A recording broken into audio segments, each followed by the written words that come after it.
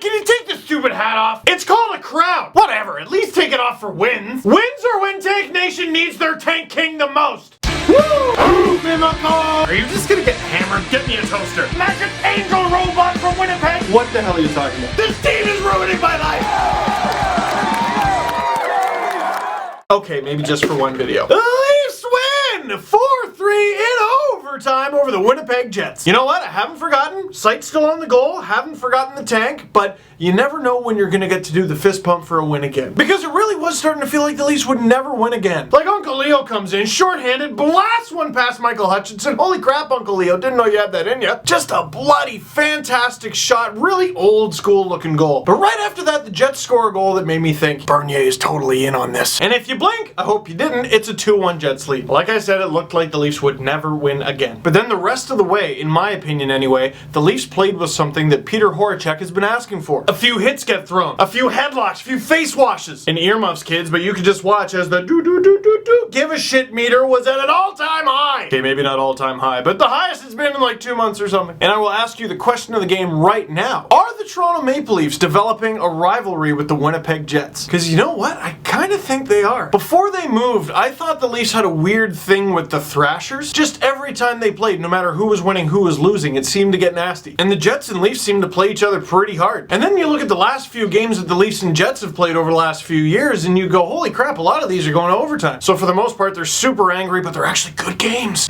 No way, not in Leafland. Second period, the Leafs tie it up because of in it to Winnick. I said it once, I'll say it again. I wish the Leafs could keep Winnick. I hope they somehow are able to get him back in the summer. I think that'll take a miracle.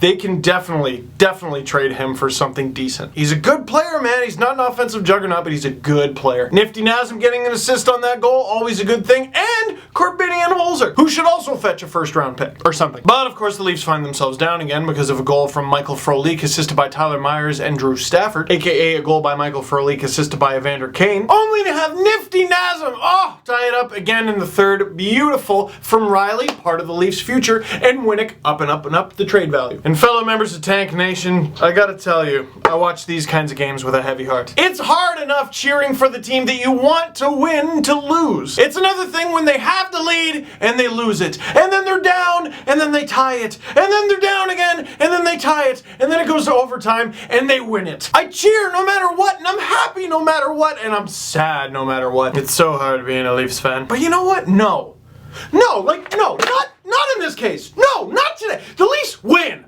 Okay, the Leafs won. We're going to be happy about that, all right? They won in front of the Air Canada Centre. Over 19,000 screaming fans going nuts, enjoying the game because their team actually won for once. Ole Jokinen flying in, sets up James Van Riemsdyk. Did you see the look on Ole Jokinen's face? It was either hooray my team won or hooray I'm going to get out of this hellhole and onto a playoff team. James Van Riemsdyk gets an OT winner in front of the home crowd. This guy is in the middle of the worst 30-game stretch of his entire career. He has looked just awful, and he gets that OT winner. The Leafs finally, after losing 24 of 28, something like that, they get a OT win over another Canadian team at home. Hockey Night in Canada. You know what? I am going to cheer for that every time. And the award for Best Actor in a scene where the actor is trying to pretend that they're not kind of upset the Leafs won goes to Steve Dangle, everybody. Really? Oh my God, seriously, me? And, oh my goodness, thank you.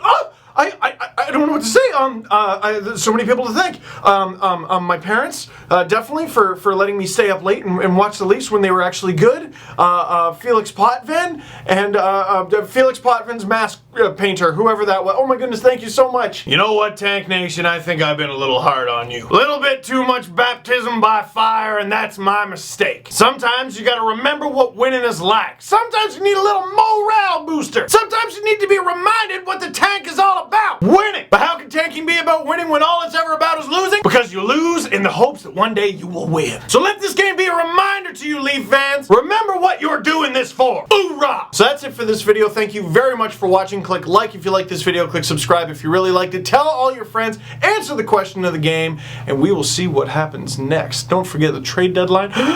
Super close.